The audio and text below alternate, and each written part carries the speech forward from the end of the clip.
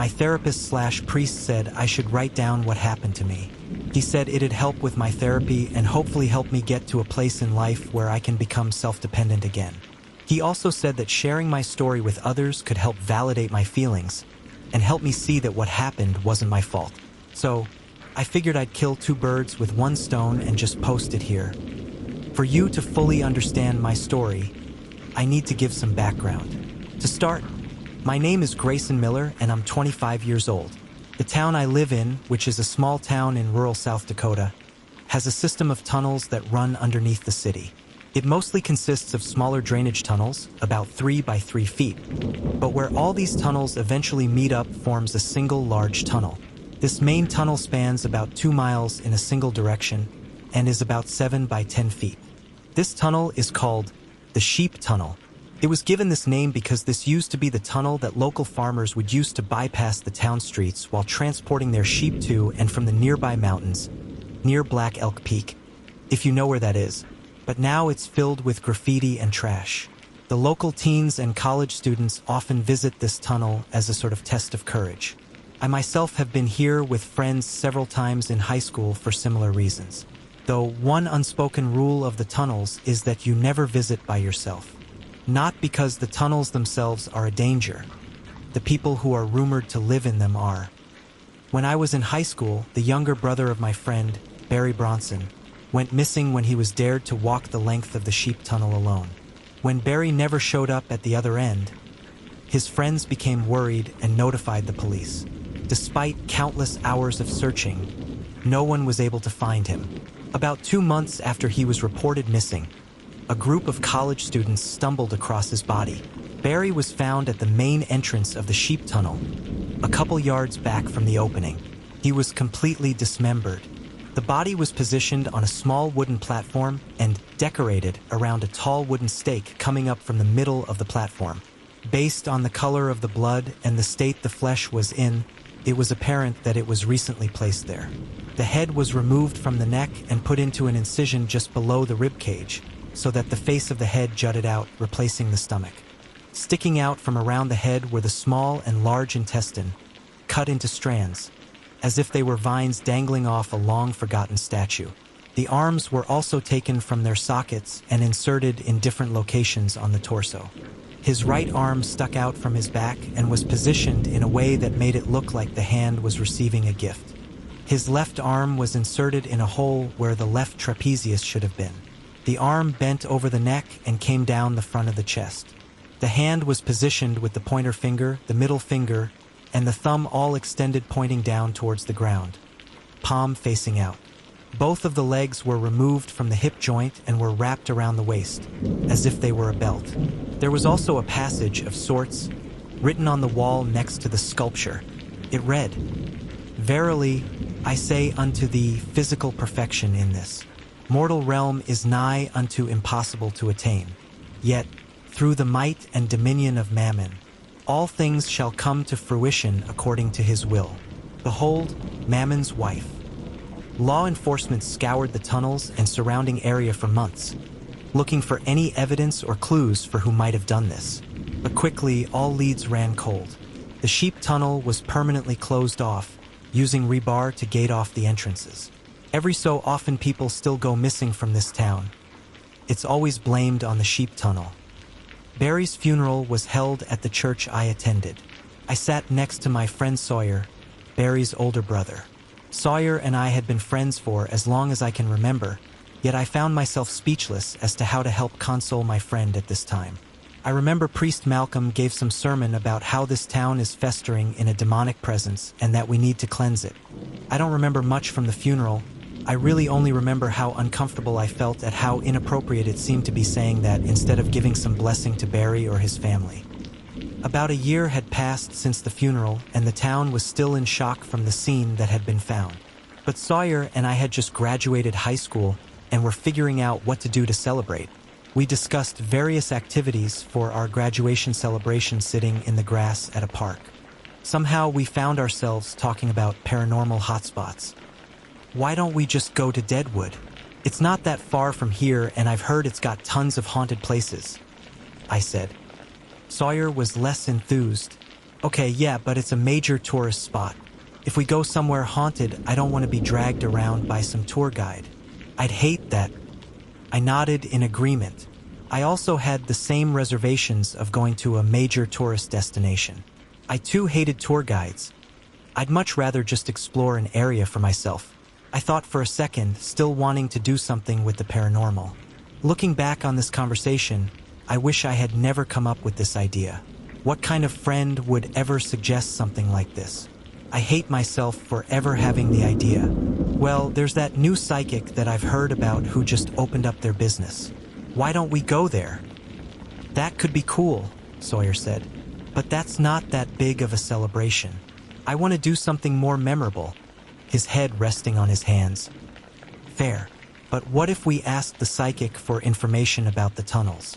There's got to be something paranormal in there. Sawyer froze, understanding what I was suggesting. You want us to ask the psychic about Barry? He was sacrificed to the devil. Why would you even bring that up?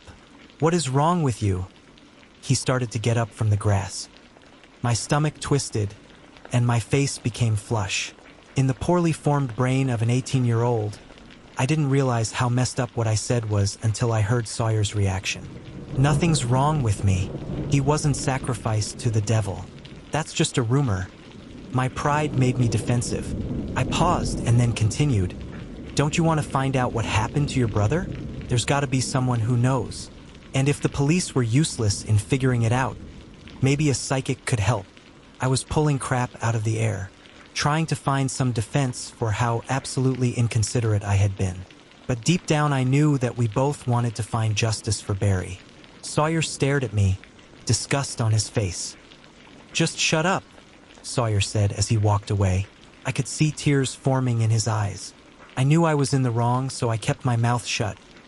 About a week had passed without any contact from Sawyer. I knew I should reach out to apologize, but once again, I was a prideful brat.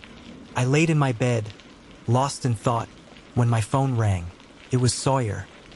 I think you're sick for bringing it up, but I want to know what happened to Barry before he died. My family has been falling apart since his death, and I want to find justice for him. I didn't know how to respond. Yeah, me too. Tomorrow, Sawyer said. We'll see the psychic tomorrow. Sleep didn't come easily to me that night. My mind was running rampant with ideas and possibilities of what could come. My thoughts were split up into 3 parts. 1.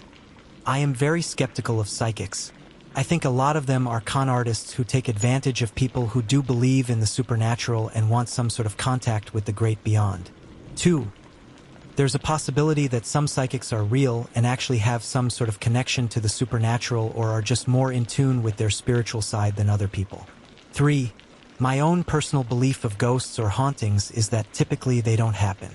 On occasions, I believe that certain places can hold dark spirits or evil feelings. But one thing I believe wholeheartedly is that when you speak of the devil, he will come. The next day, I pulled up to Sawyer's house at the time that we had discussed. He came out to my car when he saw me pull up. You sure you still want to do this? I asked. Sawyer took a breath. Yes, I'm sure. My family hasn't been the same since what happened. I want to help bring closure by finding the monster who did that to my brother.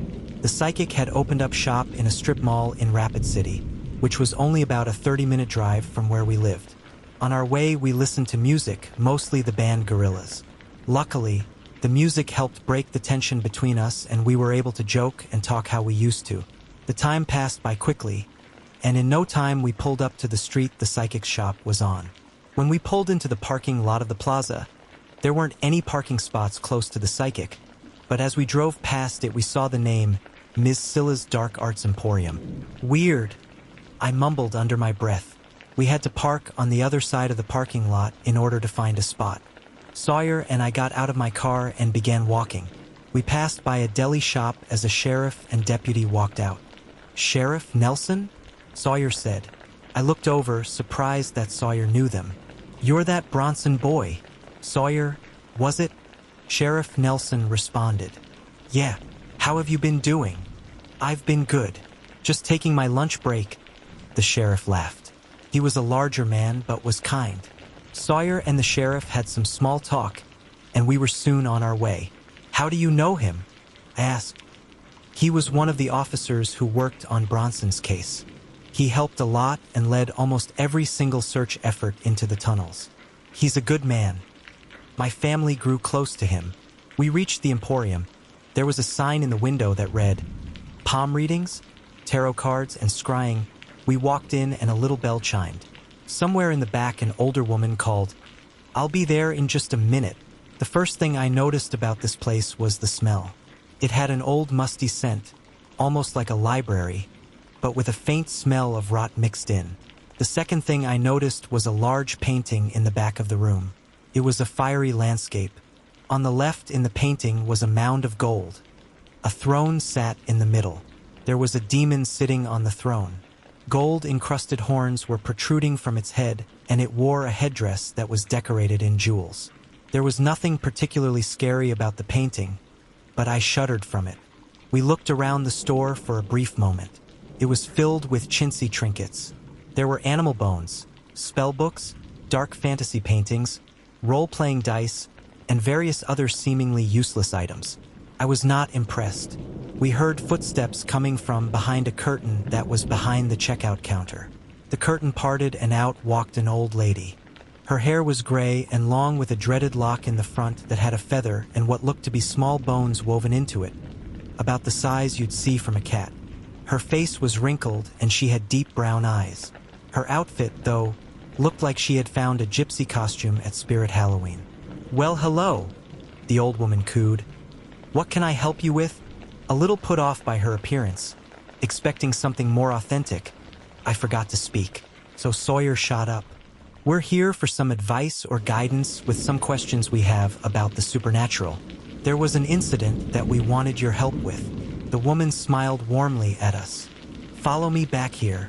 We walked with her back behind the curtain, past a few stacks of dusty boxes, and into a room that was also blocked by curtains.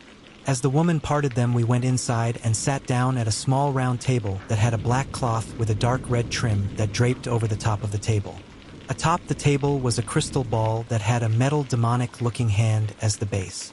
Sawyer shot me a look that said, "We're gonna waste our money on this old goat?" I shrugged and cocked my head to the side, saying, "We'll see what happens. I'll pay." The old woman looked at us both slowly. "So what do you want to know?" Sawyer spoke first. He started out slow. "About a year ago, my brother went missing. Everyone in our town searched everywhere. 2 weeks later, we found out that my brother was murdered. Not only was he murdered, his entire body was dismembered and positioned into some..." His voice cut out. "Like some sort of statue," he said softly. I could see him reliving the moment the police told him what happened to his brother. In his head. "Not only that," I whispered. There was an almost scripture-like passage on the wall. Talked about mammon. I know in the Bible it talks about mammon, but as wealth. This mammon had the M capitalized. Like it was a name. "Do you know what that is?" A silent grin crept across the woman's face. "Mammon." She said it in a whisper, but with more force behind it than I thought possible. When she said it, darkness settled in the room. A weight fell on everyone around the table, almost as if I were being forced down into my chair. Mammon is one of the 7 demon lords, the lord of greed and wealth. He wants all, and he will take all. What did he want with my brother? Sawyer leaned forward as he asked, waiting for the answer with eagerness and fear. "One can't say for certain, but I could guess that it wasn't Mammon himself who wanted your brother, but someone who was trying to gain something from Mammon." Sawyer and I both froze, lead building in our stomachs. Tears began to form in Sawyer's eyes and his voice wavered. "What could they gain from mutilating my brother?" The old woman's eyes flickered. "Do you want to find out?" Her grin becoming more prominent. Sawyer and I glanced at each other. I could see so many emotions flashing through my friend's eyes. Sorrow, curiosity, but mostly fear. Sawyer looked at the psychic. "I want to know." The old woman put her hands on the crystal ball and let out a breath that sounded like a death rattle. Her body trembled slightly. Her eyes fixed on the ball, and she muttered some words I couldn't understand. I felt a presence entering the room. It literally felt as if someone else had walked into the room and was standing behind us. I shot a look behind me, yet saw nothing. The room was even darker now. I looked over at Sawyer. His eyes were glued to the woman and the ball, tears running down his face. A gurgle escaped the woman's mouth and she began breathing heavily. Fear had masked her face. She started looking around the room as if she was trying to see something. Then she spoke. "Who's there?" Her voice was no longer an old woman's voice, and it sounded familiar. "Tommy? Sawyer? Is that you? If that's you, this isn't funny. Get out of there." Sawyer began actively crying, soft moans coming from his mouth as tears poured down his face. "Barry!" he screamed. The old woman didn't acknowledge Sawyer. She suddenly screamed in that same young boy's voice, Barry's voice. "Who are you?" "Sawyer. Sawyer. Help me." The woman began moving around as if she were running, her hands still connected to the crystal ball. Her body jolted and she groaned. Her body began inching like a worm, and she craned her head to look behind herself. "Please! Please stop. Don't kill me. Please don't kill me." Then the psychic began gurgling and shaking. Suddenly, she smashed her head into the table and lay motionless. Sawyer was now sobbing. He was trying to get up from his chair, but his limbs were weak. Tears were streaming down my face too, but I got up and grabbed Sawyer, helping him to his feet. As I got my friend up, the old woman sat up in her chair and shot over the table, knocking it over and landing on top of me. "Mammon! Mammon! Mammon!" She kept screaming it in my face over and over again. I fought to get her off of me. Sawyer and I were both screaming as we tried to get her off of me. She pulled a small bone out of her hair and stabbed me in the side with it. As soon as she did, she stopped screaming, got off of me, and ran deeper into her store. I felt blood pooling down my side, but we didn't hesitate for a single moment. We sprinted out of the store, accidentally knocking over a vase of fake eyeballs on the way out. We drove about 10 miles out of the city and pulled over on the side of the road. Sawyer was an emotional wreck and I wasn't much better off. My side was soaked in blood and I was feeling woozy. That feeling of darkness still hadn't left me. Whatever was in that shop was evil. I had never felt something like that in my entire life up to this point. Nonetheless, I knew the wound in my side was the first problem that needed to be addressed. "Sawyer, can you drive? I'm having trouble seeing straight right now." Sawyer looked over at me and saw the blood on my hand. He quickly wiped the tears from his face and locked in, "Yeah, I'm fine. I can drive." We drove to the instant care. Even though I was actively bleeding, we sat in the waiting room for almost 15 minutes before the doctor called us back. I was treated with antibiotics and easily sewn up. Sawyer took me home as we sat in silence in the car. How do you even talk about what happened? As the young men that we were, we struggled talking about how we felt for small and simple things, let alone something as traumatic as what we had experienced. We pulled up to my house as the sun was setting and Sawyer dropped me and my car off. He walked home. His house was only a block away. I walked into my house, carefully avoiding my parents. I didn't want to have to explain the blood and my mental state, and I walked into my room, carefully laying myself down on my bed. Avoiding my hurt side, I quickly fell asleep, overcome by exhaustion.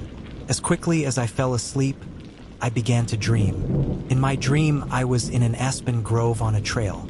The trail itself was littered with leaves. I looked up. It was dusk. As I walked down the trail, there was no sound in the trees. No birds chirping, no crickets singing, nothing. I remember when I was younger and in a scout group, our leader taught us that when the forest goes silent, danger is near. Remembering this, my senses heightened, and fear began to overwhelm me. I quickened my pace down the trail. Suddenly, the forest around me darkened. I looked up, surprised that nightfall came so soon, but it hadn't. It was still dusk. A sickening dread fell over me, and I struggled to breath. I fell on my knees and put my face in my hands, trying to calm myself. After a few moments, I looked up from my hands. But what I saw wasn't the forest I was just in. My eyes took a second to adjust to the darkness I was now experiencing. I looked up at the sky once again and saw stars. It was nighttime. I looked forward and saw a wall of rebar, blocking a long, dark tunnel. My stomach twisted as I realized where I was. Sitting before me was the entrance to a place I hadn't been to in a long time. Sitting before me was the entrance to the sheep tunnel. I'm going to stop my story here for now. Recounting all of these memories has brought back a lot of pain. I need a break. I'll try writing down more of what happened by next week.